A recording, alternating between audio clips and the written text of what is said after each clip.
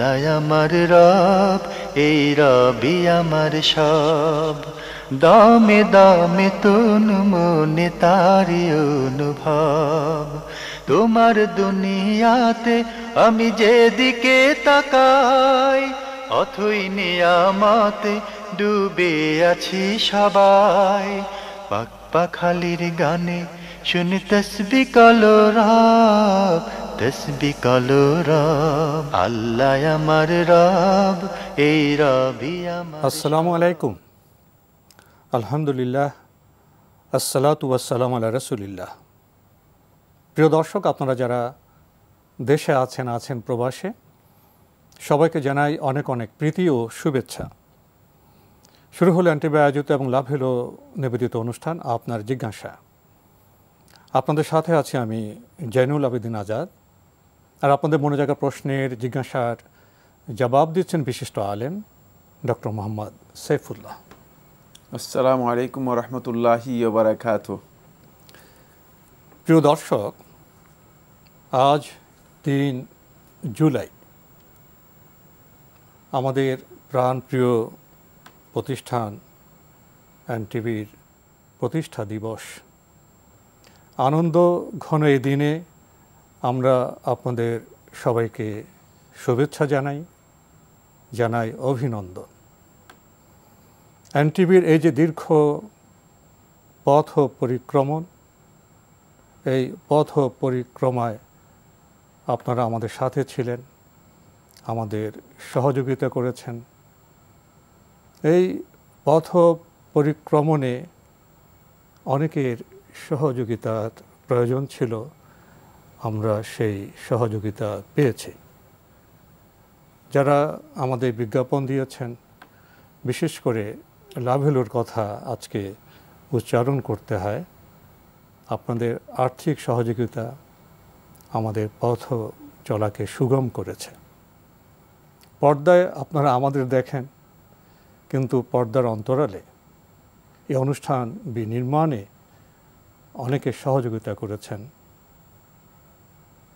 যারা ক্যামেরার পেছনে ছিলেন, যারা শব্দ সৈনিক ছিলেন, যারা টেকনিক্যাল কাজ করেছেন, অনেকেই আমাদের এই অভিযাত্রায় সহযোগী ছিলেন। 20 বছরের পদার্পণের এই দিনে আমরা তাদের অবদানের কথা স্মরণ করছি, তাদের প্রতি কৃতজ্ঞতা প্রকাশ করছি। আর সবশেষে বিশেষভাবে আমরা কৃতজ্ঞতা প্রকাশ করছি মহান আল্লাহর কাছে। তার অনুমোদন ছাড়া তো আমাদের এগিয়ে যাওয়া কোনোভাবেই সম্ভব নয়। আরও উল্লেখ করতে হয় এনটিভির চেয়ারম্যান মোসাদ্দেক আলী ভাইয়ের কথা। ইসলামিক অনুষ্ঠানের ব্যাপারে তার যে মনোযোগ, তার যে নিষ্ঠা, তা আমাদের অনুপ্রাণিত করেছে।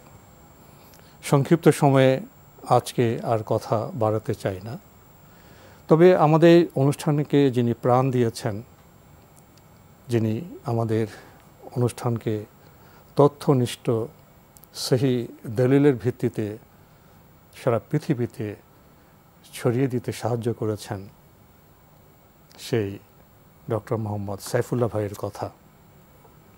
তিনি আন্তরিকভাবে সুস্থতা অসুস্থতা সবসময় এই অনুষ্ঠানকে সঠিক সময়ে, সঠিকভাবে, সঠিক তথ্যে সমৃদ্ধ করতে চেষ্টা করেছেন। আজকের এই দিনে আমরা তার সুস্বাস্থ্য এবং তার কল্যাণ কামনা করছি। ডক্টর মোহাম্মদ সাইফুল্লাহ ভাই, আজকে যে আমাদের এই 20 বছরে পদার্পণ, আপনার অনুভূতি কি এবং আপনি কি কিছু বলবেন? ধন্যবাদ আপনাকে। আপনি খুবই উত্তমভাবে, খুবই প্রাঞ্জল ভাষায় স্পষ্ট করেছেন যে এনটিভি আজকে 20 বছরে পদার্পণ করতে যাচ্ছে। এটি একটি গৌরবোজ্জ্বল ইতিহাস। আমি আশা করি এনটিভির চেয়ারম্যান সহ যারা কর্মকর্তা রয়েছেন এবং এই ইসলামিক প্রোগ্রাম সহ সকল প্রোগ্রামের যারা প্রকাশ্যে কাজ করে যাচ্ছেন, তাদের সকলকেই অভিনন্দন জানাচ্ছি এজন্য যে একটি ভালো কাজ, সুন্দর কাজে তারা শ্রম দিচ্ছেন, যারা নিজেদের শ্রম, মেধা, অর্থ সব কিছু যোগান দিয়ে এই কাজকে এগিয়ে নিয়ে যাচ্ছেন, তাদের সকলকে ধন্যবাদ জানাচ্ছি। ইসলামিক প্রোগ্রামের ক্ষেত্রে আপনি দীর্ঘ সময় শুরু থেকেই যেভাবে একেবারে নিরলস আন্তরিকতা, নিষ্ঠা ও ইখলাসের সাথে ইসলামিক প্রোগ্রামকে প্রমোট করার জন্য চেষ্টা করে যাচ্ছেন, এজন্য আপনাকেও অশেষ ধন্যবাদ দিচ্ছি। আমি আশা করি ইনশাআল্লাহ তাআলা আমাদের সকলেই প্রয়াস, বিশেষভাবে আপনার যে প্রচেষ্টা, আল্লাহ সুবহানাহু ওয়া তাআলা সেটাকে কবুল ও মঞ্জুর করবেন এবং উত্তর এনটিভির যে প্রচেষ্টা আছে, যে টার্গেট রয়েছে, তাদের যে স্লোগান আছে, সেই স্লোগানকে আল্লাহ সুবহানাহু ওয়া তাআলা সমৃদ্ধ করবেন, সমুন্নত করবেন। আল্লাহ তাআলা তৌফিক দান করুন। প্রিয় দর্শক, টেলিভিশন তো নন্দনতত্ত্বের একটি প্রকাশ শৈলী। এনটিভির এই 20 বছরের পদার্পণ উপলক্ষে কিছু শিল্প সুষমার আমরা প্রকাশে দেখেছি। আমাদের যে দাওয়াতি কার্ড, সেটাও তার একটি স্মারক, একটি প্রমাণ। 20 বছরে এনটিভি, 20 বছরে আমাদের যে পদার্পণ, সেটা যেন আরও সৌন্দর্যে, আরও নৈতিকতায়, আরও মননশীলতায় সমৃদ্ধ হয়, এই কামনা করে আমরা প্রশ্নে যাচ্ছি। প্রিয় দর্শক, আজকের প্রথম যে ইমেলটি পাঠিয়েছেন মুআজ্জেম হোসাইন গাজীপুর থেকে লিখেছেন, আমি আপনার জিজ্ঞাসা অনুষ্ঠানের নিয়মিত দর্শক। এই অনুষ্ঠানের মাধ্যমে অনেক কিছু শিখতে পারছি। আল্লাহ এই অনুষ্ঠানকে কবুল করুন। আমার জিজ্ঞাসা, আমরা একটি যৌথ পরিবার, এখানে কোরবানির বিধান কেমন হবে? পরিবারের যিনি কর্তা আছেন, তিনি সবার মধ্য থেকে মালিক হয়ে কোরবানি করলে হবে? তাকে মালিক বানিয়ে দেওয়া হলে না সবাইকে সমান অংশ অর্থ দিতে হবে? পরিবারের সদস্য সংখ্যা 4 জন। ধন্যবাদ আপনাকে। যেহেতু যৌথ পরিবার, সবাই একসাথে আছেন, যে কোনো একজনকে দায়িত্ব দিলেই তার পক্ষ থেকে, পুরা পরিবারের পক্ষ থেকে তিনি জবে করলে যথেষ্ট হয়ে যাবে। এক্ষেত্রে মালিক বানিয়ে দেওয়ারও প্রয়োজন নেই, কিছু করার প্রয়োজন নেই। সবাই অর্থনৈতিক সহযোগিতা করবে এবং তিনি পরিবারের পক্ষ থেকে কোরবানি করবেন, এটাই যথেষ্ট, আর কিছু লাগবে না। আমরা জানলাম বিষয়টি সম্পর্কে। প্রিয় দর্শক, আমাদের হাতে আরও একটি ইমেল পাঠিয়েছেন তাসফিয়া তাসমিন। লিখেছেন, কসর নামাজের কি কোনো সময়সীমা আছে? যেমন আমি যদি 1 মাসের অধিক কোথাও থাকি, তাহলে কি আমি কসর আদায় করব? কসর সালাতের জন্য সুনির্দিষ্ট কোনো সময় নেই। যে কোথাও গিয়ে আপনি যদি 1 মাস থাকেন, অথবা 20 দিন থাকেন, অথবা 15 দিনের বেশি থাকেন, অথবা 4 দিনের বেশি থাকেন, তাহলে আপনি সেখানে কসর করবেন না, আপনি সেখানে মুকিম হয়ে যাবেন, এ ধরনের কোনো বিধান নেই। কোনো ব্যক্তি যদি আলানিয়াতি সফর, মানে সফরের এই নিয়তে তিনি যদি কোথাও গিয়ে 1 বছরও থাকেন, তিনি মুসাফির সেখানে। কারণ তিনি তো আসলে সেখানে দুনিয়া, যখনই সে 1 মাস পরে জিজ্ঞেস করবে আপনি কি এখানে মানে থাকেন, বলছেন না, আপনি বলে আমি সফরে আসছি, বেড়াতে আসছি। সোজা কথা, একেবারে স্পষ্ট কথা। সুতরাং এখান থেকে বোঝা যাচ্ছে যে তিনি যদি 1 বছরও থাকেন, তাকে জিজ্ঞেস করে আপনি মানে এখানে কি থাকেন, আপনি কি এখানকার লোক, বলছেন না, আমি এখানে থাকি না, আমি বেড়াতে আসছি। সুতরাং তিনি মুসাফির। এই জন্য কেউ যদি আলানিয়াতি সফর, সফরের নিয়তের উপর থাকেন, সফরের ইন্টেনশনের উপর যদি থাকেন, তিনি সেখানে যদি 1 বছর, 2 বছর, 3 বছর থাকেন, তিনি মুসাফির, তিনি সেখানে কসর করবেন, এখানে কোনো নিয়ম নেই। কিন্তু হচ্ছে এই জায়গায় কোনো ব্যক্তি যদি দেখেন যে তিনি একটা ডিউরেশন থাকবেন অনেক লম্বা, যেমন 2 বছরের জন্য গিয়েছেন, অথবা 1 বছরের জন্য গিয়েছেন, অথবা 6 মাসের জন্য গিয়েছেন, আর সেখানে তার সকল ব্যবস্থা, উপায় উপকরণ আছে, মানে বলা যেতে পারে যে অনেকটা পরিবারের মধ্যে থাকার মতো, কোনো ধরনের সমস্যা নেই, মানে এমন নয় যে তিনি আজকে এখানে আছেন, কালকে ওখানে আছেন, পরশু এখানে আছেন, তারপরে আজকে এক জায়গায় যাচ্ছেন, কালকে আরেক জায়গায় যাচ্ছেন, তার অস্থিরতা আছে, কিছুই নেই। ঠিক স্থির এখানে বসে আছেন, সেখানেই থাকা, সেখানেই খাওয়া, সেখানেই ব্যবস্থা, সব কিছু আছে। এই অবস্থায় তার জন্য সুন্নাহ হচ্ছে, উত্তম হচ্ছে তিনি ইকামতের নিয়ত করবেন যে আমি এখানে আসছি, কিন্তু আমি এখন যেহেতু লম্বা সময় থাকব, আমি মুকিম হিসেবে থাকব, সেক্ষেত্রে তিনি ইকামতের নিয়ত করবেন এবং তিনি পরিপূর্ণ সালাত আদায় করবেন, পরিপূর্ণ সালাত আদায় করবেন। কারণ যেখানে তার এক নম্বর হচ্ছে গুরবাতের কোনো কারণ নেই। গুরবত হচ্ছে মানে তিনি নিজের পরিবার পরিজন থেকে আলাদা হয়ে গেছেন, বিচ্ছিন্ন হয়ে গেছেন, এমনটা নেই, যেহেতু তার থাকা খাওয়ার সব কিছু ব্যবস্থা আছে, তাহলে গুরবত নেই তার। দুই নম্বর হচ্ছে তার মানে হাজাত পরিপূর্ণ আছে, তার হাজাতের অভাব নেই, তার এমন কোনো অভাব নেই যে অভাবের কারণে তিনি মানে হাজাতের অভাবের কারণে তিনি বলতে পারেন যে আমি না করতে পারবো না, আমার অসুবিধা নেই। 4 নম্বর বিষয় হচ্ছে যেটা, সেটা হলো তাকে হঠাৎ করে চলে যেতে হবে না। তিনি জানেন যে তিনি 6 মাস থাকবেন অথবা 1 বছর থাকবেন, হঠাৎ করে চলে যেতে হবে না, মানে সফরটা তার ফিক্সড হয়ে গিয়েছে, নির্দিষ্ট হয়ে গিয়েছে। এই কারণে তিনি ইকামতের নিয়ত করে সেখানে পরিপূর্ণ সালাত আদায় করবেন। এবং যেহেতু তার ভয়ও কেটে গিয়েছে, থাকলে কোথাও গেলে মুসাফির ব্যক্তি, তখন তার একটা মনের মধ্যে একটা আশঙ্কা থাকে যে আসলে আমি আসলাম, কি হয়, মানে থাকতে পারবো কি পারবো না, এই ধরনের একটা অবস্থা হয় থাকে। সে ভয়ও তার কেটে গিয়েছে। সেক্ষেত্রে তিনি একাধিক যদি 1 মাস অথবা 6 মাস অথবা 1 বছর এই ধরনের সময় থাকেন, তার জন্য উত্তম হচ্ছে ইকামতের নিয়ত করা, অর্থাৎ মুকিম হিসেবে সেখানে থাকা এবং মুকিম হিসেবে সালাত পরিপূর্ণ করা। তাসফিয়া তাসমিন, আপনার ইমেল পড়ছিলাম, আপনি আরও লিখেছেন স্কুল কলেজে বিভিন্ন ধরনের প্রতিযোগিতা রয়েছে, যেমন ম্যাথ অলিম্পিয়াড, ফিজিক্স অলিম্পিয়াড ইত্যাদি। এসব প্রতিযোগিতায় অংশগ্রহণকারীদের টি শার্ট দেওয়া হয় এবং এগুলি পরে ছবিও তুলতে হয়। এসব টি শার্ট পরা কি মেয়েদের জন্য জায়েজ হবে? যদি এসব টি শার্ট নিজ নিজ পোশাকের উপরেই পরা হয়। টি শার্ট মেয়েদের জন্য রেগুলার পরা যায় না, আর যদি শুধুমাত্র ছবি উঠানোর জন্য হয়, তার ড্রেসে নিজস্ব ড্রেসের উপর, নিজস্ব ড্রেসের উপর পর্দা লঙ্ঘন না হয়, শুধু ছবি উঠানোর জন্য হয় তাকে, তাহলে না জায়েজ নয়। কিন্তু টি শার্ট মেয়েদের জন্য রেগুলার পরা অথবা টি শার্ট পরে মেয়েরা মানে বাহিরে আসা, এগুলো মেয়েদের জন্য হারাম, নিষিদ্ধ কাজ, জায়েজ নেই, পর্দা লঙ্ঘিত হয়। এই কারণে আমরা জানলাম মূল বিষয়টি। প্রিয় দর্শক আরও লিখেছেন, প্রতিযোগিতার ফলাফল প্রকাশের সময় বিভিন্ন ধরনের সাংস্কৃতিক অনুষ্ঠান যেমন নাচ গানের আয়োজন হয়ে থাকে খুবই সামান্য পরিমাণে। এগুলো এড়িয়ে চলা সম্ভব নয়, যেহেতু এটা ইসলামে হারাম। এক্ষেত্রে আমার করণীয় কি? যথাসম্ভব এড়িয়ে যাওয়ার জন্য চেষ্টা করবেন হারাম কোনো কাজের সাথে নিজেকে কোনোভাবে সম্পৃক্ত না করার জন্য। কিন্তু কোথাও যদি কোনো ব্যক্তি বাধ্য হয়ে যান, তিনি ইল্লা মান উকরিহা ওয়া কলবুহু মুতমাইন্নুন বিল ঈমান, যাকে বাধ্য করা হয়েছে অথচ তার অন্তরের মধ্যে ঈমান পরিপূর্ণ আছে, তাহলে তাকে মানে তার এই কাজটি অপরাধ এবং গুনাহ থেকে মানে মুক্তি পাবে, গুনাহ থাকবে না সেখানে। সেক্ষেত্রে মানে আপনি যদি এমন বাধ্য হয়ে যান যে আপনার পক্ষে সম্ভবই হচ্ছে না, তাহলে হয়তো আপনি গুনাহ থেকে বাঁচতে পারবেন। তবে আল্লাহ রাব্বুল আলামিনের কাছে আপনাকে এর জন্য ক্ষমা প্রার্থনা করতে হবে এবং চেষ্টা করতে হবে এখান থেকে নিজেকে মুক্ত বা রক্ষা করার জন্য।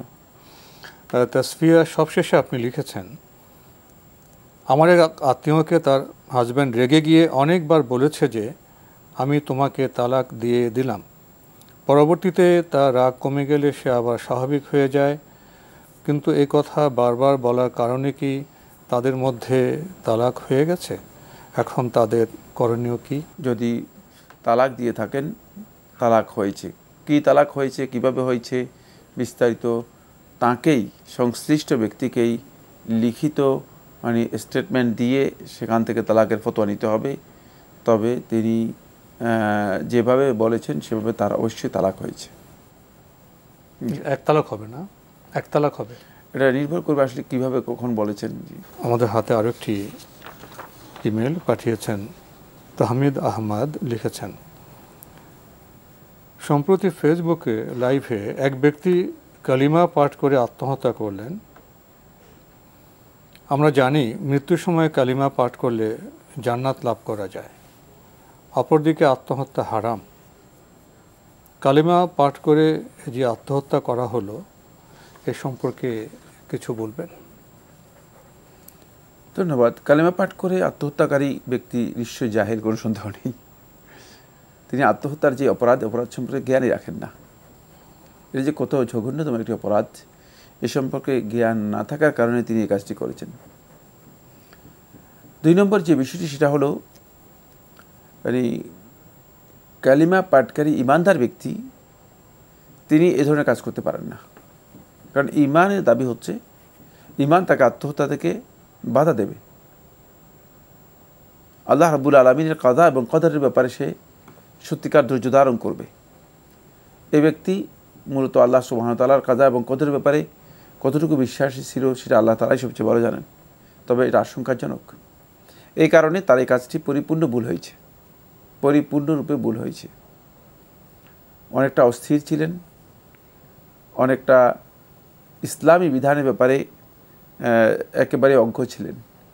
ফলে এই ধরনের একটা নির্বুদ্ধিতার কাজ তিনি করেছেন। এতে তিনি অতিরিক্ত কালেমার কোনো বেনিফিট তিনি পাবেন না, কালেমার কোনো বেনিফিট পাবেন না। তার এই কালেমার বিষয়টি হতে পারে যে শুধুমাত্র সইং ছাড়া আর কিছুই না। সুতরাং এই ধরনের সইং করে যদি কেউ হারাম কাজের মধ্যে লিপ্ত হয়ে থাকেন, কালেমা পড়ে যদি কেউ হারাম কাজ করেন, এটার অর্থ কী দাঁড়াবে?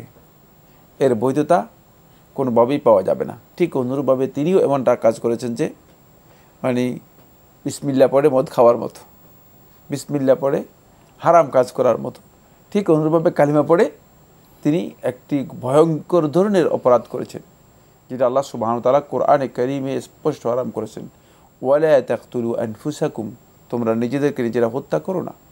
আত্মহত্যা ইসলামে ভয়ঙ্কর অপরাধ, হারাম। তাই তার এই কাজটি কোনো সন্দেহ নেই হারাম কাজ হয়েছে। যদিও তিনি কালিমা পড়ে একটা বেনিফিট নেওয়ার জন্য চেষ্টা করেছেন, সেই বেনিফিটটুকু তার জন্য হবে না। প্রিয় দর্শক, আমরা খুবই গুরুত্বপূর্ণ বিষয়ে অবগত হলাম। তাহমিদ আহমদ, আপনি আরও লিখেছেন, কোনো মেয়ে ছোট থেকে পর্দা করায় বর্তমানে মাহরাম পুরুষ ও কোনো মহিলা, নিকট আত্মীয়, প্রতিবেশী কারোর সামনে মুখের নিকাব খুলে না। বাসায় আপন মহিলা আত্মীয়রা আসলেও নিকাব খুলে না।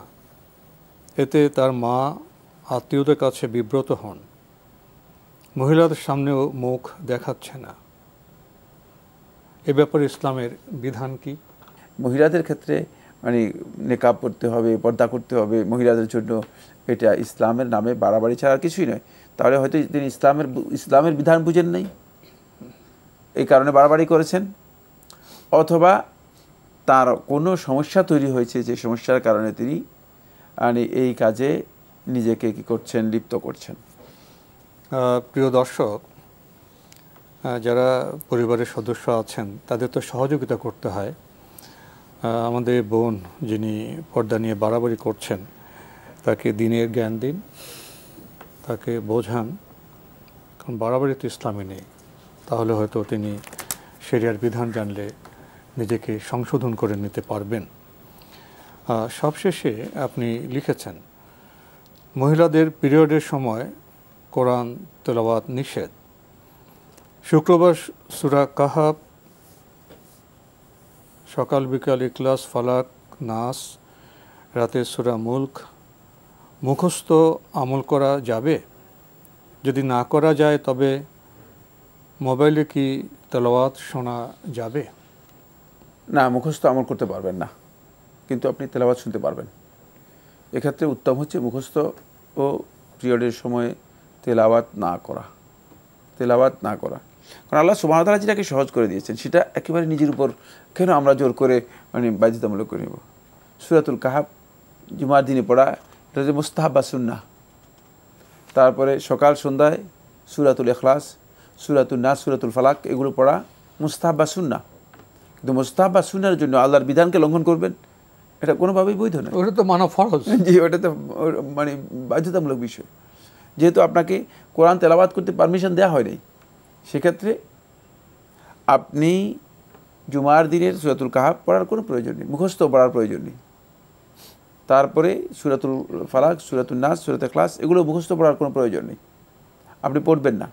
কিন্তু আপনি যদি শুনতে চান তাহলে শুনতে পারেন, কারণ পিরিয়ড বা অবস্থায় নারীরা যদি কোরআনে কারিম শুনতে মন চায় তাহলে তারা শুনতে পারবে। সেক্ষেত্রে শোনা এবং তেলাওয়াত দুইয়ের মধ্যে পার্থক্য হচ্ছে এই জায়গায় তেলাওয়াতের জন্য অবশ্যই তাকে তাহারাতে কুবরা, যদি তার মানে বড় ধরনের কোনো নাপাকি থাকে, বড় নাপাকি যেটাকে বলা হয় থাকে জানাবাত অথবা হাইজ অথবা নেফাস এগুলো থাকে, অপবিত্রতা, পরিপূর্ণ অপবিত্রতা যেটাকে বলা হয় থাকে বড় অপবিত্রতা, যার মাধ্যমে গোসল ফরজ হয়, এমন অবস্থায় তিনি তেলাওয়াত করতে পারবেন না। তিনি তেলাওয়াত করতে পারবেন না, মোবাইলে শুনতে পাবেন। কিন্তু তিনি যদি ইচ্ছা করেন শুধু শুনতে পারবেন, যেহেতু শোনার জন্য শর্ত নয় যে তাকে কি হতে হবে, পরিপূর্ণ পবিত্র হতে হবে। তো আজকে আমাদের এখানেই শেষ করতে হচ্ছে। আপনাকে অনেক ধন্যবাদ। আপনাকে অনেক ধন্যবাদ। প্রিয় দর্শক, আমরা দেখছিলাম এনটিভি আয়োজিত এবং লাভ হলো নিবেদিত অনুষ্ঠান আপনার জিজ্ঞাসা। আমাদের অনুষ্ঠান আপনারা এনটিভি অনলাইনেও দেখতে পাবেন, ভিজিট করুন www.ntvbd.com।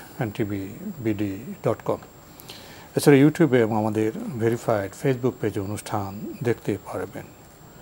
শেষে এসে আমরা পিরিয়ডের সময় কোরআন তেলাওয়াত প্রসঙ্গে প্রশ্ন পেয়েছি এবং আমরা এর সঠিক বিধান সম্পর্কে অবগত হলাম। আমরা সেই বিশেষ সময়ে মোবাইলে পবিত্র কোরআনের তেলাওয়াত শুনতে পাব। প্রিয় দর্শক, শেষে আবারও এনটিভির এই প্রতিষ্ঠা বার্ষিকীর নতুন বছরে পদার্পণের এই শুভ দিনে আপনাদের সবাইকে জানাই শুভেচ্ছা, আন্তরিক ধন্যবাদ এবং মহান আল্লাহর কাছে এই নিবেদন করব এনটিভির পথ চলা যেন সুগম হয়, সমৃদ্ধ হয়, সুন্দর হয়, এই কামনা করি আজকের অনুষ্ঠান শেষ করছি। চিঠি লিখুন, প্রশ্ন পাঠান আমাদের ঠিকানায়। পরিচালক আপনার জিজ্ঞাসা, এনটিভি, বিএসসিসি ভবন, 7ম তলা, 102 কাজী নজরুল ইসলাম অ্যাভিনিউ, কারওয়ান বাজার, ঢাকা 1215। ইমেল অ্যাড্রেস আপনার জিজ্ঞাসা @ntvbd.com। মহান আল্লাহ আমাদের সবাইকে নিরাপদে রাখুন শান্তিতে। আসসালামু আলাইকুম। আল্লাহ আমার রব, এই রবি আমার সব, দামে দামে তুন মনে তারি অনুভব। আল্লাহ আমার রব, এই রবি আমার সব।